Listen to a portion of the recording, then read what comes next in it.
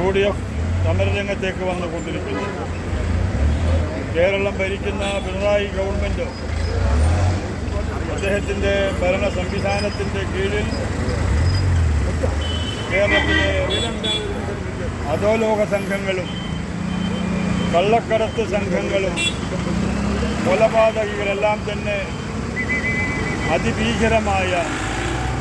ഭീഷണമായ സാഹചര്യം സൃഷ്ടിച്ചുകൊണ്ടിരിക്കുന്ന സന്ദർഭത്തിലാണ് കേരളത്തിലെ ജനങ്ങൾ സംഘടിതമായി പ്രതിരോധിക്കാനും പ്രതികരിക്കാനും രംഗത്ത് വന്നിട്ടുണ്ട്.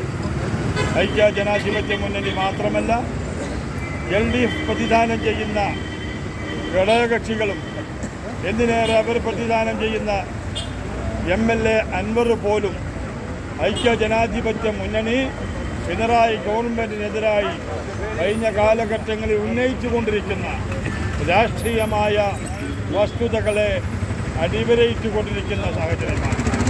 ഈ സാഹചര്യത്തിൽ വളരെ വ്യക്തമായും ഐക്യ ജനാധിപത്യ മുന്നണി പറയുന്നത് നമ്മുടെ കേരളത്തെ നാറ്റിച്ചിട്ടുള്ള, കേരളത്തിലെ അതിൻ്റെ സകലമായ അന്തസ്സിനെയും തകർത്ത് തരിപ്പണമായിട്ടുള്ള മുഖ്യമന്ത്രി പിണറായി വിജയൻ രാജിവെക്കണം എന്നാണ്.